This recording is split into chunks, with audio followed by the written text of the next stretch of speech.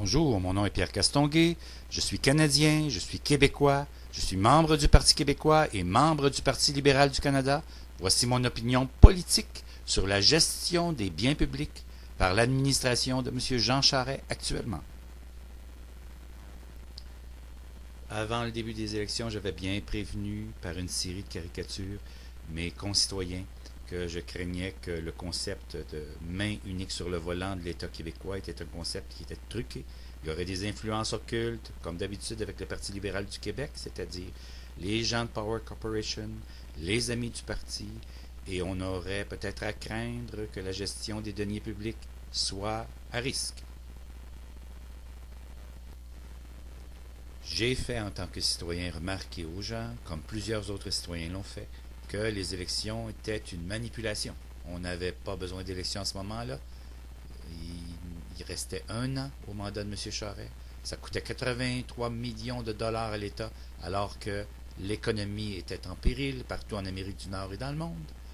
On avait choisi une date des élections qui correspondait à la date des examens de fin de session des universitaires et des cégepiens, qui, on le sait, vont plus massivement voter pour le Parti québécois. On avait choisi une date d'élection qui rendait les accès aux lieux difficiles à cause de la mauvaise température pour les personnes à déplacement restreint.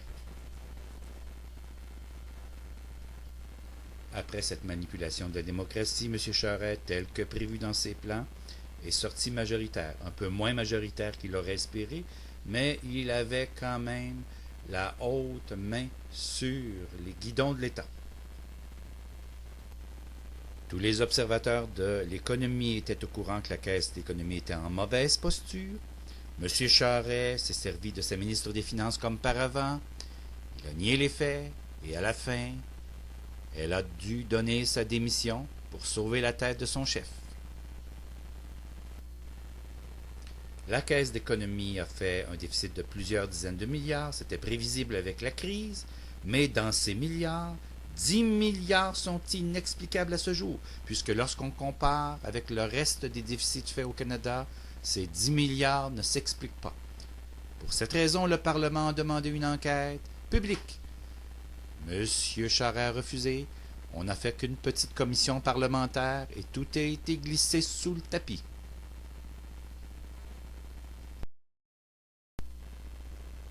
Après ces malversations politiques, la popularité de M. Charest est tombée en chute libre dans les sondages. Alors il est allé se refaire une beauté en France en quémandant une médaille de la Légion d'honneur auprès de M. Sarkozy.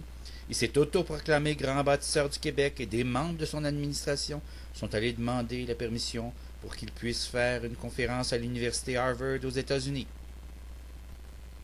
Dans la perspective de la rentrée parlementaire d'automne, M. Charest se sert des jeunes libéraux actuellement pour lancer des ballons sondes dans la population, à savoir si nous accepterions en tant que citoyens une augmentation de la tarification des services à la population suite à la disparition malencontreuse des bienfaits financiers de l'État.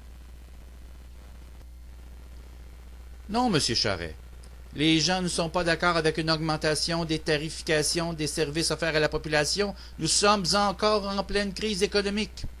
Ramenez les gens que vous avez limogés de la Caisse de dépôt et placement à la barre dans une enquête publique et nous retrouverons probablement plusieurs des sommes qui pourraient permettre à l'État de bien fonctionner. Voilà mon opinion politique, M. Charest. Nous ne reculerons pas là-dessus.